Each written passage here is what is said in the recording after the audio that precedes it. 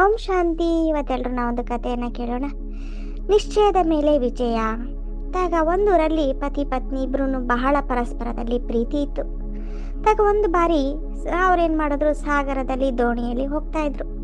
ಆಗ ಸಮುದ್ರ ಸ್ವಲ್ಪ ಜೋರಾಗಿ ಗಾಳಿ ಬರ್ತಾ ಅದು ಉಗ್ತಾ ಬಂತು. ಆಗ ಪತ್ನಿಗೆ ಸ್ವಲ್ಪ ಭಯ ಆಯಿತು, ಆದರೆ ಪತಿ ಮಾತ್ರ ಬಹಳ ನಿರ್ಭಯವಾಗಿ ಕುಳಿತಿದ್ರು. ಆಗ ಪತ್ನಿ ಕೇಳ್ತಾರೆ, ಅಲ್ಲ ನಿಮಗೆ ಭಯ ಆಗಲ್ವಾ ಅಂತ. ಆಗ ಅವನ ಪತಿ ಏನು ಮಾಡ್ತಾರೆ, ಆ ಒಂದು ಪತ್ನಿಯ ಕತ್ತ ಹತ್ರ ಒಂದು ಚಾಕುವನ್ನು ಹಿಡ್ತಾರೆ. ಆಗ ಪತ್ನಿ ಹೇಳ್ತಾರೆ, ನೀವು ಸುಮ್ಮನೆ ಯಾಕೆ ಹಿಂಗೆ ಎದುರಿಸ್ತೀರಾ, ನನಗೆ ಗೊತ್ತು ನಿಮಗೆ ನನ್ನನ್ನು ಕಂಡ್ರೆ ತುಂಬ ಪ್ರೀತಿ ಇದೆ, ನೀವು ನನ್ನನ್ನು ಕತ್ತನ್ನು ಕಟ್ ಮಾಡಲ್ಲ, ಅದು ನನಗೆ ಗೊತ್ತು ಅಂತಾಳೆ.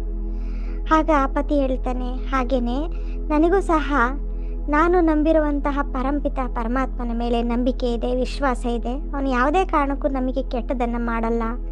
ಭಲೆ ಈಗ ಈ ಸಮಯದಲ್ಲಿ ಅಕಲ್ಯಾಣ ಆಗ್ತಿರ್ಬೋದು, ಆದರೆ ಅಕಲ್ಯಾಣದಲ್ಲೂ ಸಹ ಕಲ್ಯಾಣ ಇದೆ ಅಂತ ಹೇಳ್ತಾರೆ. ಹಾಗೆ ಬಾಬರವರು ಸಹ ಅಂದಾಗ ಕೆಲವು ಪರಿಸ್ಥಿತಿಗಳು ನಮಗೆ ಬರ್ತಾ ಹೋಗುತ್ತೆ.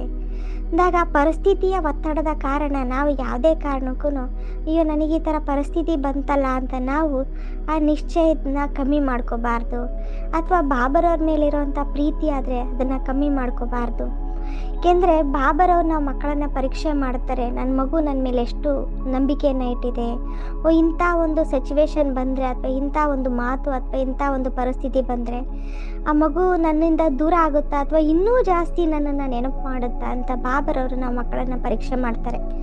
ಅಂದಾಗ ಈಗ ಪರಿಸ್ಥಿತಿಗಳು ಬಂದಾಗಿ ಇನ್ನೂ ನಾವು ಜಾಸ್ತಿ ಬಾಬರವ್ರನ್ನ ನೆನಪು ಮಾಡಬೇಕು ಹೊರತು, ಅಂದಾಗ ಅದು ಬಿಟ್ಬಿಟ್ಟು ಅಯ್ಯೋ ಬೇಡ ಇಷ್ಟು ಪರಿಸ್ಥಿತಿ ಬಂತಲ್ಲ ಅಂತ ದೂರ ಹೋದರೆ ಅದು ಇನ್ನೂ ಸಹ ಏನಾಗುತ್ತೆ, ಜಾಸ್ತಿ ಆಗುತ್ತೆ.